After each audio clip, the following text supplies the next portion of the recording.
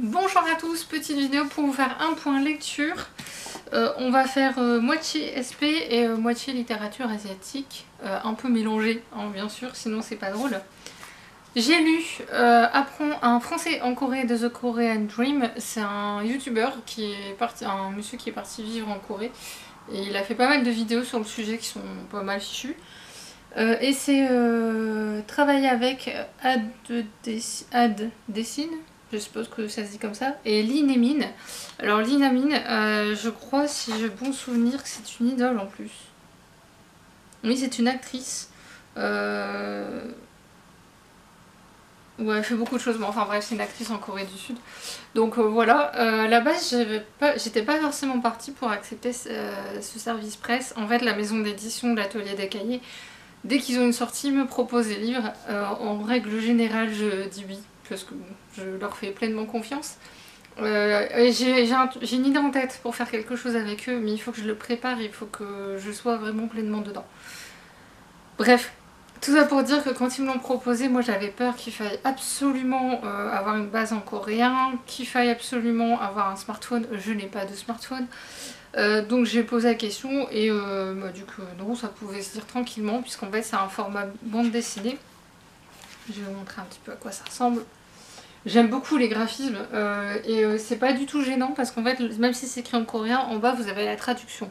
Donc si vous n'avez aucune base de coréen comme moi, c'est pas gênant. Après c'est mieux parce que à la fin vous avez plein de petits exercices, Vous avez des bases sur le coréen en fait qui vous proposent, notamment l'alphabet en premier, le hangul en fait.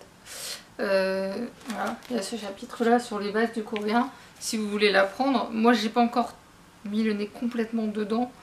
J'ai commencé à le lire mais j'ai pas été plus loin. Il y a un aspect sur les points culturels hyper intéressant. J'ai appris des choses.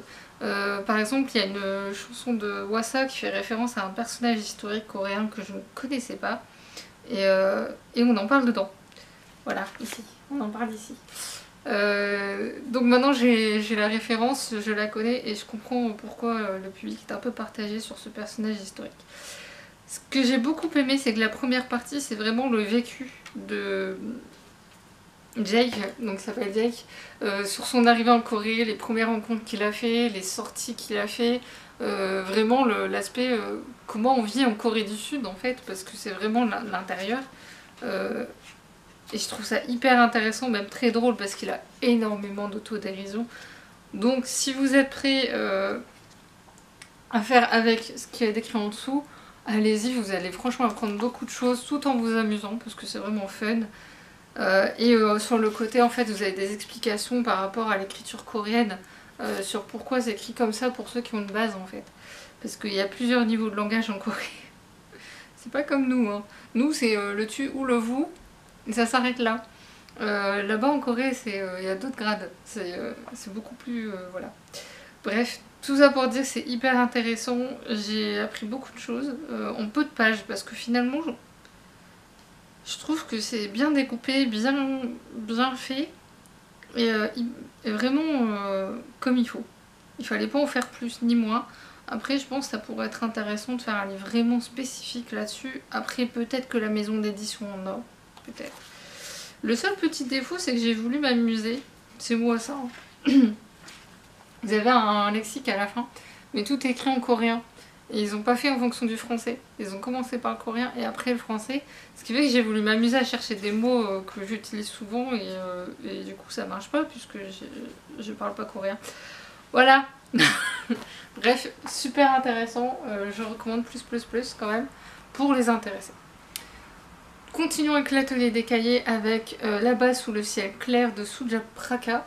C'est assez intéressant puisque ça rebondit un peu sur la notion d'un autre livre dont je vous ai pas encore parlé. Je vous en parle prochainement. En fait, j'ai lu un livre pour aider ma libraire à préparer quelque chose. Finalement, le livre, il est acheté. Mais je vous en reparlerai pourquoi. Mais grosso modo, ça fait écho un peu à ce livre-là. Ils sont tombés quasiment en même temps. Ici, Suja Praka, en fait, nous parle d'un sujet important puisqu'elle est née en Corée du Sud, mais elle a été adoptée par un couple français. Et il y a des milliers d'enfants coréens des dizaines de milliers d'enfants coréens qui ont été concernés par cette situation-là quand elle est née. Et en fait, elle avait 15 mois à ce moment-là. Voilà, je cherchais son âge hier et je sais pas pourquoi ça m'est sorti de la tête. Et en fait, ce livre retrace un peu, pas seulement ce qu'elle a vécu, mais le fait qu'elle a aussi rencontré d'autres personnes comme elle. Puisque en fait, quand elle avait 16 ans, ses parents adoptifs se sont dit tiens, on va aller en Corée du Sud pour découvrir le pays d'où tu viens. Enfin, vraiment, on sent que c'est des parents vraiment qui ont envie que leur fille soit pleinement heureuse, bien dans sa peau, bien avec ses origines, qu'elle sache d'où elle vient en fait, qui n'ont jamais caché le fait qu'elle a été adoptée. Et d'ailleurs, ce passage-là, quand elle a 16 ans, à ce moment-là, elle n'est pas dans l'optique de revenir à ses origines, mais elle découvre le pays d'où elle vient et on sent qu'elle se sent pas coréenne en fait dans sa perception des choses. Et ce que j'ai bien aimé, c'est que la personne qui les a guidés ne leur a rien caché de la Corée. Ils n'ont pas juste montré la Corée du Sud génialissime, l'image de carte postale, ils ont aussi montré ce qui ne va pas. C'est-à-dire que par exemple, il y a un passage au marché en Corée du Sud, je ne sais plus dans quelle ville, et le point de vue de Suja me fait penser qu'il y a des choses qui sont pas nettes, et j'ai bien aimé justement qu'on montre cet aspect-là aussi. Et elle va finir en fait quand même, pour raison X ou Y, par aller à la recherche de ses origines, avec ses parents adoptifs en fait, par hasard ils vont se renseigner. Et il va lui falloir encore 16 ans pour vraiment aller à la pêche réelle aux informations. Elle va même vivre en Corée du Sud pendant plusieurs années. Et j'ai trouvé ça hyper intéressant parce que déjà le passage de pourquoi elle a été adoptée par des parents français. Les parents français, quand ils vont quand ce couple français va comprendre ce qui s'est passé, ils vont s'en vouloir, ils vont culpabiliser alors qu'en vrai ils y sont pour rien. En fait, globalement, c'est une association religieuse américaine qui a décrété qu'il fallait que les enfants coréens soient adoptés par des occidentaux parce qu'ils étaient bien meilleurs que les Coréens en fait. Il y a un véritable mépris pour les Coréens alors que... Enfin, bref, on va passer...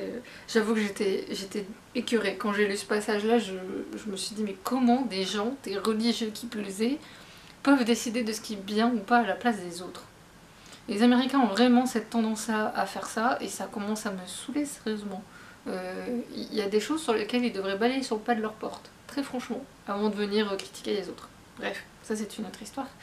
Ce que j'ai aimé, c'est que justement, elle va rencontrer d'autres personnes comme elle qui ont été adoptées par des couples occidentaux et qui vont aller à la recherche de leurs origines. Et on voit leurs différentes perceptions, leurs différentes histoires, alors sans être vraiment dans le détail parce qu'elle a un respect pour... Je pense que l'autrice n'a pas voulu dévoiler des choses qui sont trop personnelles pour ces personnes-là. Et on suit également son parcours professionnel et franchement je suis admirative du parcours professionnel de cette dame, il est juste incroyable. Voilà, c'est tout ce qui me vient à l'esprit, le pouf. Et d'ailleurs j'ai découvert un truc sur une émission coréenne dont je n'ai jamais entendu parler. C'est assez dingue, moi qui suis un peu ce qui se passe en Corée, je suis pas toutes les émissions coréennes honnêtement, mais j'aime bien savoir un peu ce qu'ils proposent, parce que quelquefois ils proposent des choses chouettes. Si vous ne savez pas, Masked Singer à la base c'est coréen, c'est pas américain. Faudrait peut-être arrêter de dire que c'est américain, non, les Américains ont racheté l'idée en fait, aux Coréens. Pareil pour deviner si la personne chante bien ou pas, je sais plus le nom de l'émission, c'est pareil, c'est coréen à la base. Il y a quelques émissions qui commencent à arriver comme ça. Là il y en a une nouvelle qui sort en Corée,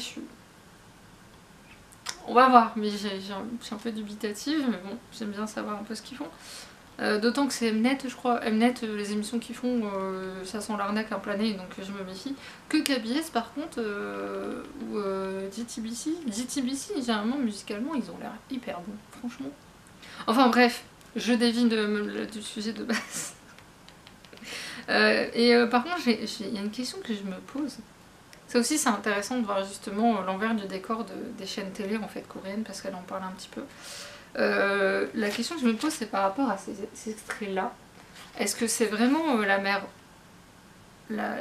biologique ou pas qui a écrit ces textes et qu'elle aurait retrouvé après ou c'est juste ce qu'elle aimerait?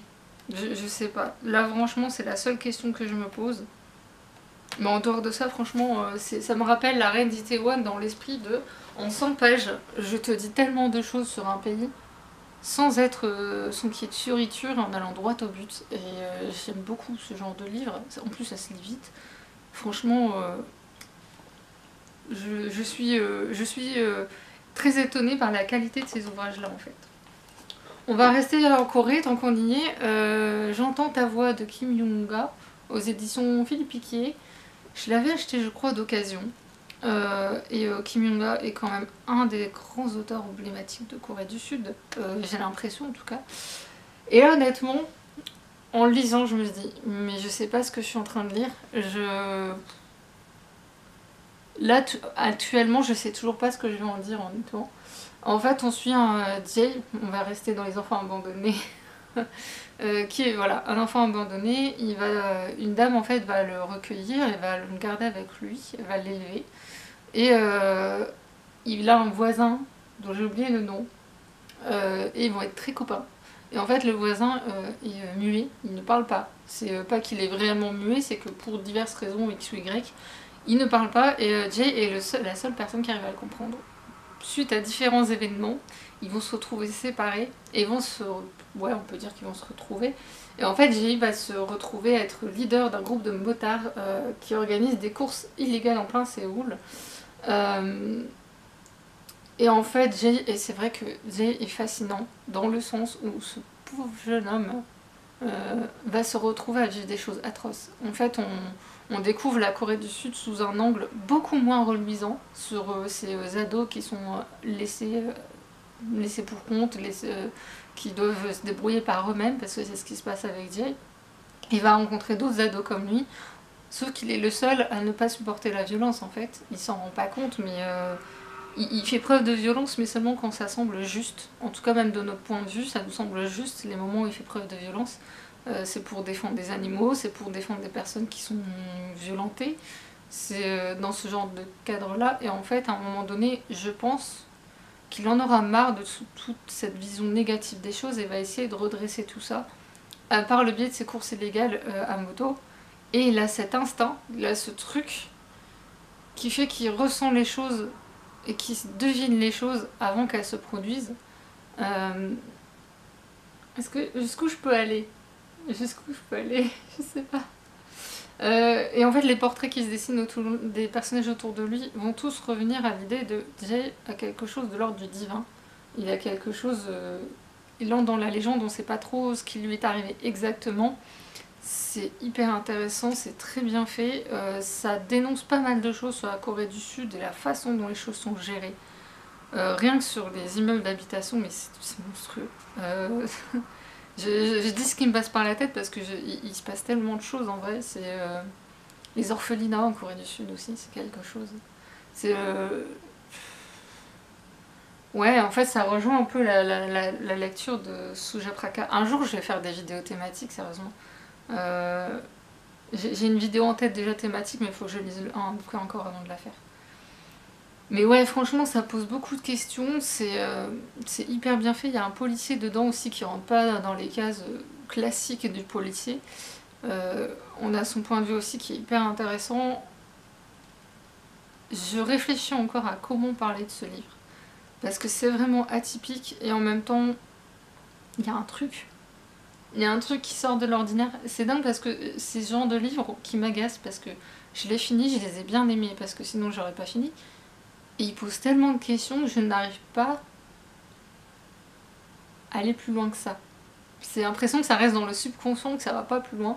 Il y a un livre que je vous ai déjà chroniqué, j'ai toujours pas fait la chronique parce que je n'y arrive pas. Je lance le truc et j'y arrive pas, ça veut pas. Donc là c'est pareil, c'est hyper intéressant si vous voulez avoir un livre sur la jeunesse coréenne, sud-coréenne, abandonnée surtout, l'aspect vraiment négatif, enfin plus ouais, négatif on peut dire des choses. Le comportement des parents aussi qui est parfois... voilà. Bref, une bonne surprise. Le rêve d'Hugo de Kamal Benabdeljalil aux éditions Jack Zack. Enfin je suppose que les éditions Jack Zack c'est pas marqué. Mais il était sur ce stand là donc je suppose... Non, c'est de l'auto-édition. Je vais me renseigner parce que j'arrive pas à trouver la fiche de ce livre, c'est très agaçant. Je vous jure que c'est très très agaçant. Je ne la trouve nulle part sur internet. Bref, tout ça pour dire que j'ai acheté à la brocante littéraire de Maubeuge et que c'était... en fait je voulais découvrir, j'avais pas beaucoup d'argent, je me disais 5 € ça va, ça passe. L'auteur très sympathique. Et l'éditeur m'avait dit par contre, c'est pas pour les enfants. Ouais ok, moi j'y vais, hein, je vois la 4ème de couve.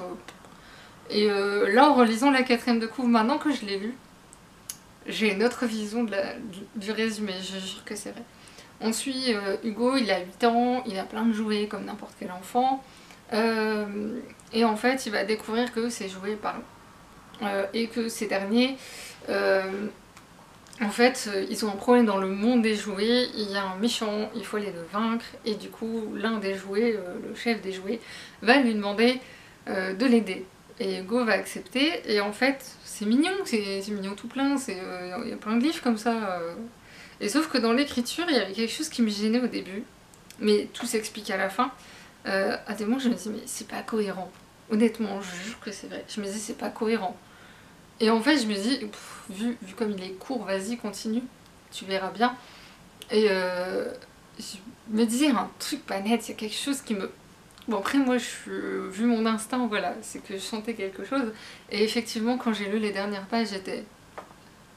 Pardon. Pardon.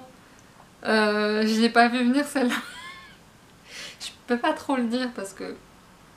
Sinon je vous spoil tout le livre et ça n'a aucun intérêt. Justement l'intérêt c'est de se faire surprendre par cette fin qui effectivement confirme l'idée du... Enfin les propos de l'éditeur qui dit ce n'est pas pour les enfants. Waouh, je me suis pris une belle claque. Je peux pas trop en dire parce que forcément il est fin. Sous ces airs mignons, ce livre en fait il y a plein d'indices glissés qui montrent que c'est pas mignon. Il y a des moments où je me disais... Ouais, après dans le monde des jouets, machin, mais... Je dis ouais, mais en même temps, c'est cruel quand même. Mais on se dit, mais on est dans le monde des jouets, et puis c'est pas grave, et puis c'est un petit conte pour enfants en fait, c'est tout. Non. Oublié. C'est pas un conte pour enfants. C'est vachement bien fichu. Franchement, je suis épatée. Très franchement, chapeau bas à monsieur, et le seul petit truc, peut-être, mais c'est du détail après... je pense, il y a eu 1 ou 2 moments où je crois qu'il y a des oublis de mots, mais au regard de la fin, je me demande si c'est pas volontaire. Je me pose la question parce que c'est le même mot qui a été oublié. C'est pour ça que j'ai dit, je pense que c'est fait exprès. Mais après, c'est le seul petit bémol, et encore que franchement je pardonne parce que quand je vois le nombre de livres où il y a des fautes régulièrement et qui m'agacent de plus en plus, je sais pas qui fait les corrections chez les grands éditeurs là, mais il va falloir peut-être faire quelque chose. Ouais, je sais, je tacle. Allez, c'est parti. Bref, voilà, bonne surprise. Je n'en attendais pas autant. Je vais en acheter d'autres chez eux. Quand je sais pas, parce que financièrement c'est un peu chaud pour moi, comme vous le savez. Là, ça va commencer à... Je vais commencer à respirer en novembre, je pense. J'espère. On verra bien. Mais je n'oublie pas la maison d'édition, je les garde dans un coin de ma tête, je regarde régulièrement où je peux les trouver les livres, et je me ferai un plaisir d'en lire d'autres, parce que même là, Kamal, je pense que je vais regarder un peu, parce que c'est son 2e ou 3e livre je crois. Je vais regarder un peu ce qu'il a fait auparavant, ça m'intéresse franchement. N'hésitez pas à aller voir, d'ailleurs je mettrai les liens en barre d'infos, parce que c'est de qualité, franchement... Bravo. Bref, sur ce, je vais arrêter parce que cette vidéo va devenir trop longue. Après, je me suis perdue en chemin aussi, c'est pas grave. Je vais vous souhaiter une bonne journée, bon week-end et à la prochaine. Salut!